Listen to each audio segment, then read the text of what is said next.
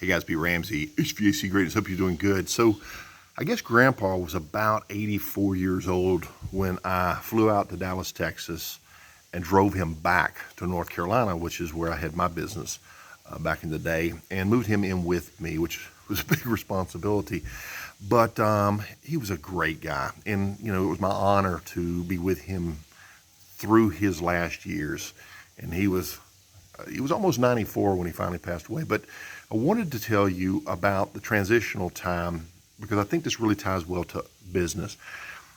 We had gotten to the point where he would ride shotgun with me. I'm out running estimates. I do sales calls. I'd check on my crews and, just on and on. And he was right there with me. But he started getting a little dementia. And one time I remember him knocking on the door. I was on an estimate, and he says, "Is Pete here?" He had forgotten where he was. So it was at that point I realized I couldn't take him with me on estimates anymore and leave him unattended. Okay, so we found something called elderly daycare that was available over there. And it was perfect. I could get up in the morning, take him out to breakfast, spoil him a little bit, and then drop him off at the adult daycare. They do the daily activities, and then I'd pick him up at the end of the day and then go home because I was taking care of him by myself. I was single at the time, recently separated, I should say. So it was just Grandpa and I. And so I began to notice that you got to understand, Grandpa was just the happiest guy. Everybody loved him. He always had a positive attitude. And I remember, this is just one little thing. Mom, my mother, used to say, whenever I have a tough decision to make, morally, what's the right thing to do? She said, it's really easy. All I do is think, well, what would Papa do? And I know the answer. I know the right thing to do, which was, this was back before, the popular, in the 90s, WWJD bracelets were going out around. What would Jesus do? If you don't know what to do, what would he do? That type of moral compass, But Grandpa, he was kind of just one of those people everybody loved. So anyway, Grandpa was leaving him at the daycare, and he started getting angry, and he started getting negative. I said, "Grandpa, what's wrong?" He says, "That lady, I don't like her." It was the lady that ran the place. And evidently, when I'm around, everything was fine. But when I wasn't, he was not being treated right. And this happens. Whenever nobody's going to treat family like family, right? Unless you have a certain personality, they just love people, they love helping elderly people, then it's not going to work.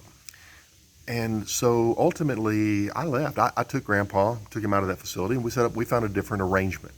And he was happy. Everybody was happy. But if I were only thinking about me, I would be saying I'd ignore the telltale signs.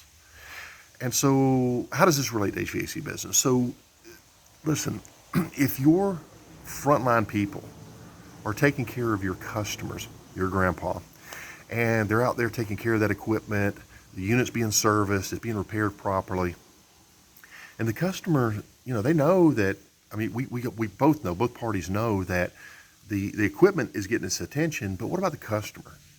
Is the customer feeling that they're being taken care of, or is it just about getting in, getting the equipment fixed, and getting out? What is that missing piece? And, I say it is missing with most people. With most businesses, we're so focused on being the best and everything else. Are we as business owners overlooking the fact that our customers really aren't being taken care of emotionally? Oh, Pete, don't talk to me about emotions, that airy-fairy, whatever, we're blue collar or whatever, we got hair on our chest. Guys, if you don't take care of your customers, beyond their equipment, somebody else will. And I'm here to tell you, if you want true success and true momentum, you need to leave your customers with what we call that warm and fuzzy feeling, right? If you have technicians that are really good on equipment and really bad with people, then something needs to be adjusted. And I think that you can probably work with most people and allow them to get through a process that allows them to leave those customers feeling good. But in some cases, you just have to hire people with the right heart condition, right? With a true interest in the customers. I actually care for you, my customer, versus look, where's the equipment? You go your way, I'll go mine. Let's get this thing out of the way and move on down the road. Okay? So kind of off topic, but it's I think it's a piece that's really been missed today. And if you will take and address this and give a customer experience versus an equipment experience, I think you'll find your customer loyalty is going to go up, your closing ratios are going to go up, your cost of customer acquisition is going to go down along with your advertising costs, because you're just doing a better job and taking better care of your customers, and they'll trust you for that.